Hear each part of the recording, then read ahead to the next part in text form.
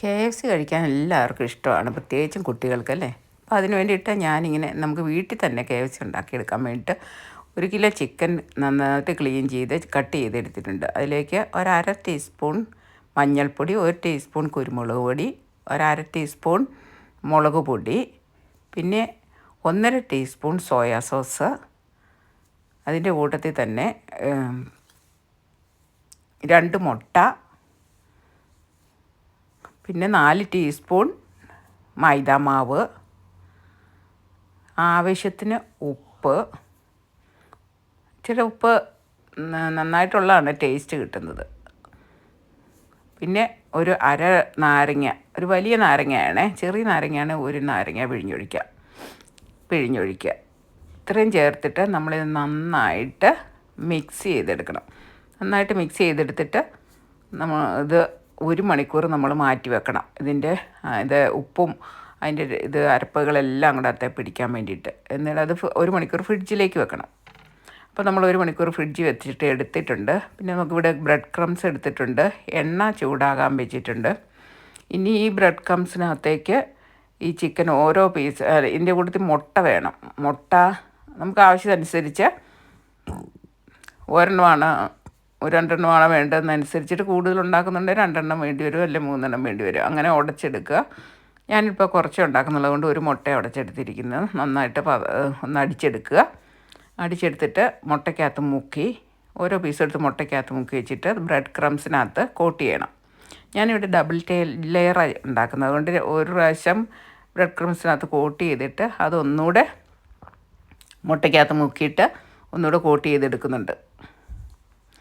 അപ്പോൾ 2 പ്രാവശ്യം double coating കൊടുത്തിട്ട്, ഡബിൾ ലെയർ കൊടുത്തിട്ട് എണ്ണയ്ക്കകത്തോട്ട് ഓരോ പീസായിട്ടിട്ട്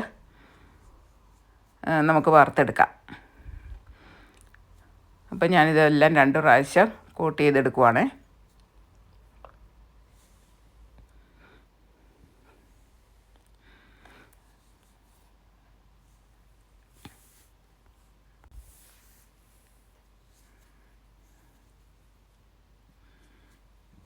ഇപ്പോൾ 1 ലെയർ മതി എന്നുള്ളവർക്ക്, ഒത്തിരി കോട്ടിങ് വേണ്ടെന്നുള്ളവർക്ക് 1 ലെയർ കോട്ടിങ് ചെയ്താൽ മതി.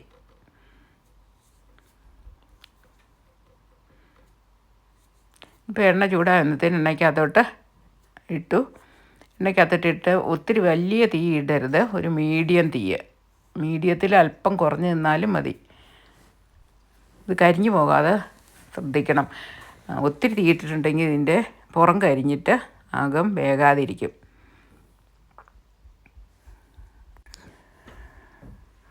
ഇനി ഇത് നമ്മൾ ഒരു 2-3-4 മിനിറ്റ് കഴിയുമ്പോൾ തിരിച്ചിടാം. ഒരു വശം ആയി കഴിയുമ്പോഴത്തേന് അത് ഒന്ന് മറിച്ചിട്ടിട്ട് ആ വശവും ഒരു 2-3 മിനിറ്റ് ഇങ്ങനെ ചെറിയ തീയിൽ വെക്കണം. ചെറിയ തീ വെച്ച് കഴിഞ്ഞിട്ട്, അപ്പോൾ ഇത് അതൊന്നുകൂടി ഇങ്ങനെ നോക്കിയിട്ട് അതിൻ്റെ കളറാകാത്ത സ്ഥലമൊക്കെ അങ്ങ് സൈഡ് തിരിച്ചൊക്കെ ഇട്ട് നല്ലപോലെ ഒന്നാക്കിയെടുക്കണം. ഇതിപ്പോൾ ഇത്രയും തന്നെ മൂത്തില്ലേലും കുഴപ്പമില്ല. ഇത് സ്വല്പം മൂപ്പ് കൂടിയിട്ടുണ്ട്, എന്നാലും കുഴപ്പമില്ല, കരിഞ്ഞു പോയിട്ടില്ല. ഇച്ചിരി കളർ ഡാർക്കായി വന്നതേ ഉള്ളൂ. ഇത്രയും ആയില്ലേലും കുഴപ്പമില്ല.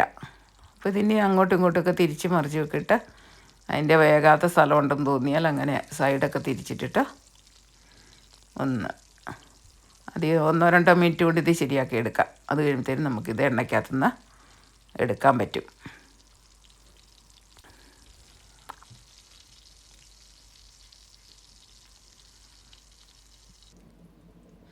ഇപ്പോൾ എല്ലാം വറുത്തെടുത്തിട്ടുണ്ട്. ഞാൻ കുറച്ച് പീസസ് ഇപ്പോൾ തൽക്കാലം ഉണ്ടാക്കിയിട്ടുള്ളൂ, ബാക്കി ഞാൻ ഫ്രിഡ്ജിലോട്ട് തന്നെ വെക്കുവാണ്.